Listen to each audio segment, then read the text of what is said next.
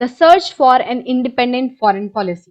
तो देखो, जब भी कोई देश होता है ना, तो वो ऐसा तो है नहीं कि वो आइसोलेशन में मतलब अकेले रह के काम कर सके। तो उसे अलग अलग देशों से, जो दूसरे देश हैं उनके साथ रिलेशन वगैरह बनाने पड़ते हैं। आज आप सुनते होंगे न्यूज में कि इंडिया और यूएस के बीच में जैसे एक इस तरीके से एग्रीमेंट हुआ, इंडिया ने यूएस को ये कहा, ये मीटिंग्स हुई और अलग अलग देशों के बीच में। तो इस तरीके की बातें आप हो सकता है सुनते हो अगर आप न्यूज देखते हो, राइट। तो इस तरीके से एक देश जो है वो अकेला काम नहीं कर सकता, उसे अपने आसपास के जो दूसरे देश हैं या पूरे वर्ल्ड में जो देश हैं उनके साथ कुछ ना कुछ एक तरीके से रिलेशंस मेंटेन करने पड़ते हैं। तो हम दूसरे देशों से किस तरीके से अपने आप को प्रेजेंट करेंगे, हमारी पॉलिसी क्या रहेगी, इस चीज को भी ध्यान में रखना ना एक बहुत इंपॉर्टेंट एस्पेक्ट होता है एक देश को चलाने का।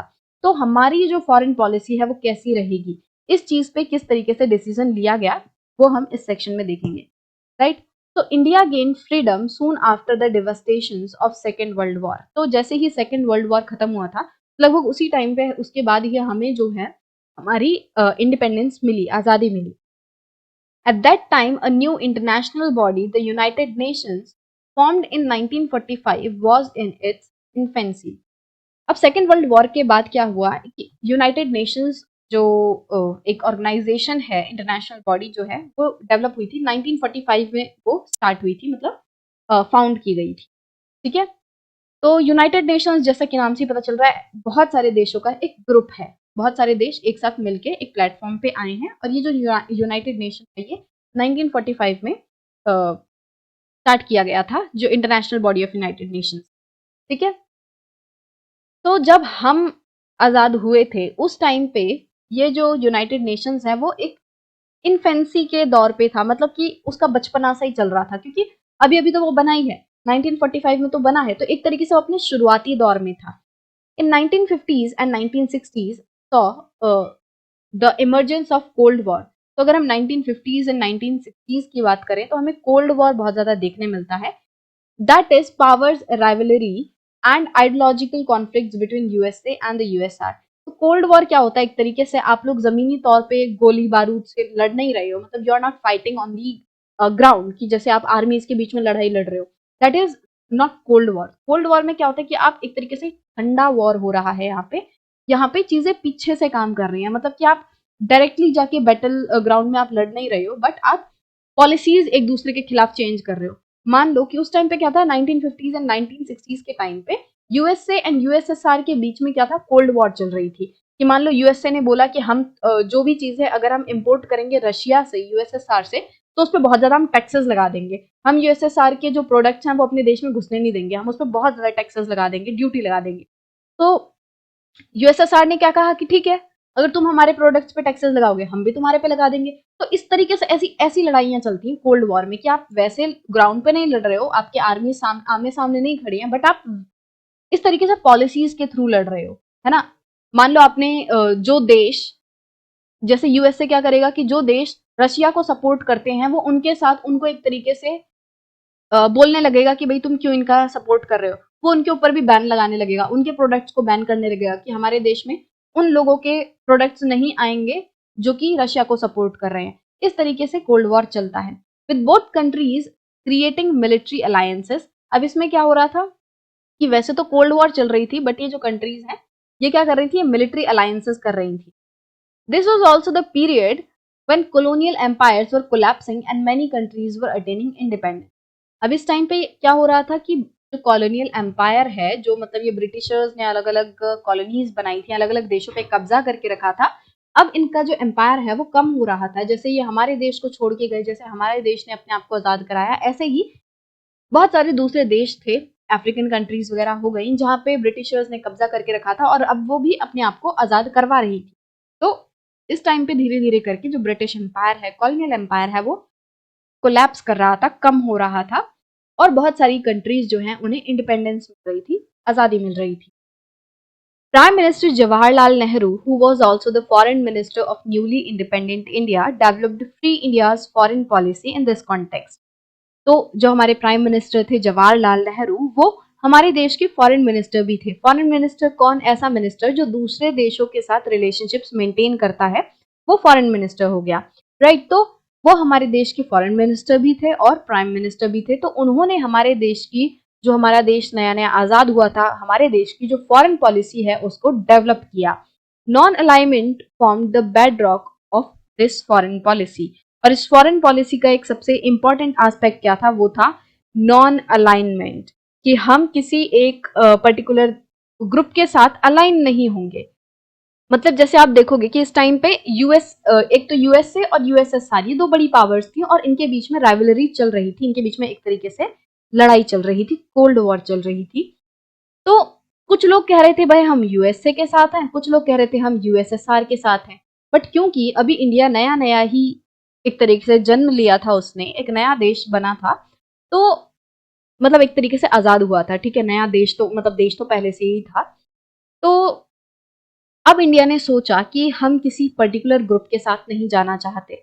नॉन अलाइनमेंट मतलब कि हम किसी एक पर्टिकुलर ग्रुप के साथ अलाइन नहीं होंगे, अपने आप को किसी पर्टिकुलर ग्रुप से एसोसिएट नहीं करेंगे, हम अपना अकेले रहेंगे, हमें किसी ग्रुप के साथ नहीं चलना। मतलब जैसे ना हम यूएसए का साथ दे रहे हैं, कुछ देश कहेंगे हम रशिया का साथ दे रहे हैं, तो हमें ये साथ देने वाला काम अभी नहीं करना, हम न्यूट्रल होके चलेंगे, हम अपने लेवल पे चलेंगे, हमें अभी किसी का साथ नहीं देना, हम किसी की ओर नहीं है। तो ये वाला सिस्टम हमारे देश ने अपनाया।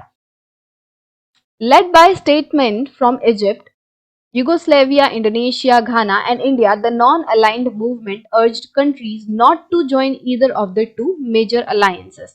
तो उस टाइम पे क्या हुआ, जो नई नई इंडिपेंडेंट हुई थी ना कंट्रीज, जैसे इंडिया हो गया, है ना, इसी तरीके से दूसरी कंट्रीज जैसे इजिप्ट, यूगोस्लेविया, इंडोनेशिया, घाना, ये सब क्या होगा, इन कंट्रीज ने क्या किया, एक नॉन अलाइंड मूवमेंट स्टार्ट की। तो जो ये नॉन अलाइंड मूवमेंट थी, इसने कंट्रीज को क्या बोला, जो छोटी छोटी कंट्रीज है, अब देखो यूएसए, रशिया, ये सब, यूएसएसआर क्या है, यूएसएसआर उस टाइम पे जैसे अगर आप कंफ्यूज हो रहे हो क्योंकि मैं रशिया भी बार बार बोल रही हूँ, तो आज का जो रशिया है इसके साथ पहले ना बहुत सारी कंट्रीज, ठीक है, जैसे आप आज जो यूक्रेन की बात कर रहे हो, यूक्रेन, कजाकिस्तान, तजाकिस्तान, ये सारी जो कंट्रीज हैं पहले वो रशिया का ही पार्ट थी। बट बाद में क्या हुआ, यूएसएसआर का डिवीजन हो गया, जैसे इंडिया पाकिस्तान का डिवीजन हुआ ना, ऐसे ही यूएसआर का डिवीजन हो गया। यूएसएसआर में से 15 कंट्रीज बनी। जैसे इंडिया डिवाइड होकर कितनी कंट्रीज बनी, 2, एक पाकिस्तान, एक इंडिया। इसी तरीके से जब यूएसएसआर डिवाइड हुआ, उसमें से टोटल 15 कंट्रीज बनी, डिवाइड हो गया यूएसएसआर। तो उन 15 कंट्रीज में से एक कंट्री फिर बन के आई रशिया, ठीक है। तो उस टाइम पे सबसे बड़ा पार्ट जो है वो रशिया का ही था, यूएसएसआर को रशिया भी कहते थे। अब जैसे पूरा इंडिया था पहले, और इंडिया में से पाकिस्तान अलग हो गया, बट इंडिया को हम अभी इंडिया ही कह रहे हैं ना, इसी तरीके से यूएसएसआर में से, पूरे रशिया में से 15 कंट्री जो है वो बन के आई, और रशिया जो है आज का हमें दिखता है।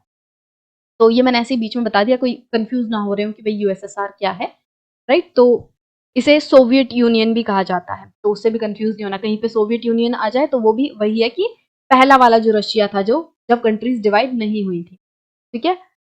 सो अब देखो, ये तो बहुत पावरफुल पावरफुल कंट्रीज हैं, है ना, इनके पास बहुत पैसा है, बहुत हथियार वगैरह हैं।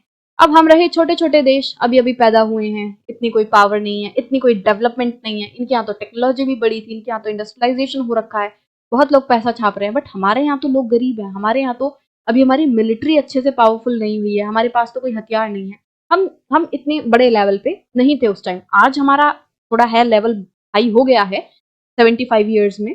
अब लोग इंडिया को पूछने लग गए हैं, इंडिया का अब थोड़ा रुतबा बढ़ रहा है, but at that time during the independence we were not that powerful.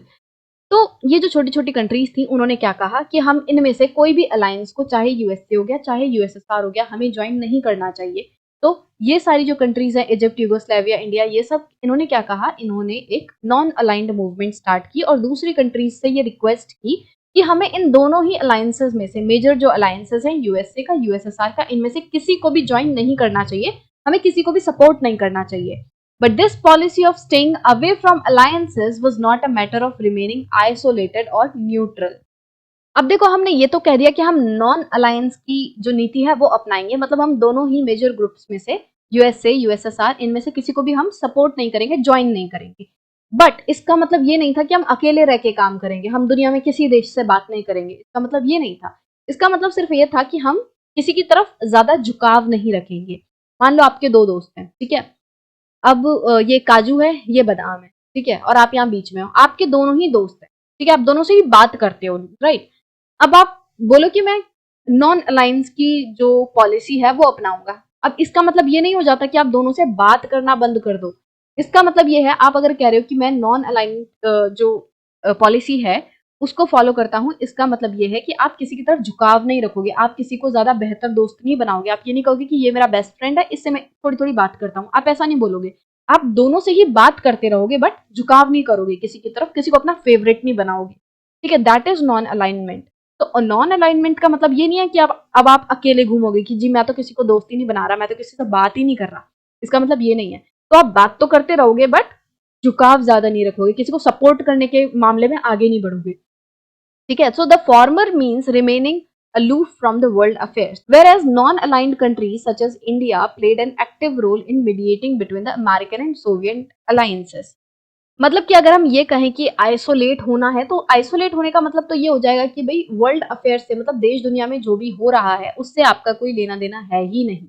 But अगर हम ये कहें कि हम आइसोलेशन की पॉलिसी अपना रहे थे तो वो गलत है, क्योंकि हम आइसोलेशन की पॉलिसी नहीं अपना रहे थे, हम सिर्फ नॉन अलाइनमेंट की पॉलिसी अपना रहे थे। और नॉन अलाइनमेंट का मतलब है आप सपोर्ट नहीं कर रहे हो किसी को, आप बात तो दोनों से कर रहे हो, राइट। ये फ्रेंड वाला एग्जाम्पल याद रखो।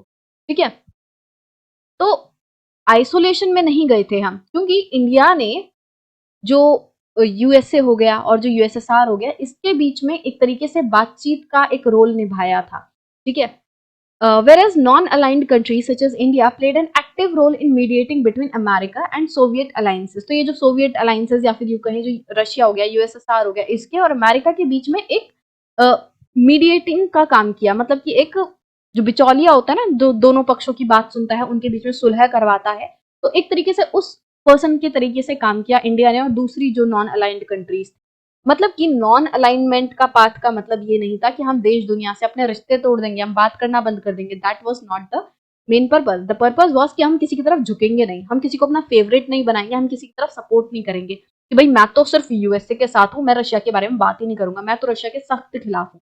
ये कहना नहीं था, ना ही तो ये कहना था कि भाई मैं रशिया के ही साथ हूँ, मैं यूएसए से नफरत करता हूँ। नहीं, कि हम दोनों पक्षों की बात सुनेंगे और फिर दोनों के बीच में सुलह करवाएंगे, वो मतलब था। ठीक है, आई होप अब आपको ये समझ आ गया होगा कि उस टाइम पे पॉलिसी कैसी थी, नॉन अलाइनमेंट की पॉलिसी क्या है, राइट। तो they try to prevent war, often taking a humanitarian and moral stand against war. तो ये जो नॉन अलाइनमेंट वाली पॉलिसीज अपना रही थी कंट्रीज, इनका एम जो है वो लड़ाई में घुसना नहीं था, ये अब सुलह करवाने का एक रोल कर रही थी।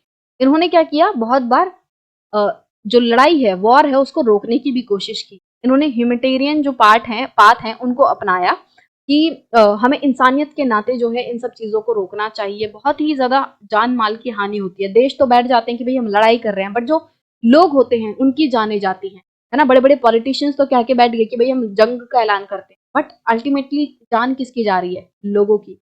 घर किनके बर्बाद हो रहे हैं, लोगों के, जो आम जनता है। ठीक है, तो इस तरीके से जो ह्यूमैनिटेरियन, अगर हम मोरल्स की बात करें, उसके बेसिस पे जो बहुत सारी नॉन अलाइंड कंट्रीज हैं, इंडिया हो गया और दूसरी कंट्रीज हो गई, उन्होंने कोशिश की कि जो लड़ाई है उसको रोका जाए। However, for one reason or another, many non-aligned countries, including India, got involved in wars. But मजे की बात यह है कि इंडिया और दूसरी कंट्रीज ने बहुत कोशिश की कि वो नॉन अलाइनमेंट का पाथ अपनाएं, वो लड़ाई में डायरेक्टली ना घुसे, वो किसी कंट्री को सपोर्ट ना करे। बट क्योंकि ये पूरा वर्ल्ड जो है वो आइसोलेशन में नहीं चल सकता, ठीक है। वैसे हमने पॉलिसी आइसोलेशन की तो नहीं अपनाई थी, हम वॉर को किसी पर्टिकुलर कंट्री को सपोर्ट नहीं कर रहे थे। बट फिर भी क्या हुआ, किसी ना किसी वजह से जितनी भी नॉन अलाइंड कंट्रीज हैं, इंक्लूडिंग इंडिया, वो सब किसी ना किसी तरीके से वॉर में घुस ही गए, इन्वॉल्व हो ही गए। मतलब हम चाहते तो नहीं थे, बट डायरेक्टली इनडायरेक्टली हम इन्वॉल्व हो गए लड़ाई में। By the 1970s, a large number of countries had joined the non-aligned movement. अब अगर हम 1970s की बात करें तो तब तक बहुत सारी कंट्रीज ने नॉन अलाइंड मूवमेंट ज्वाइन कर ली थी।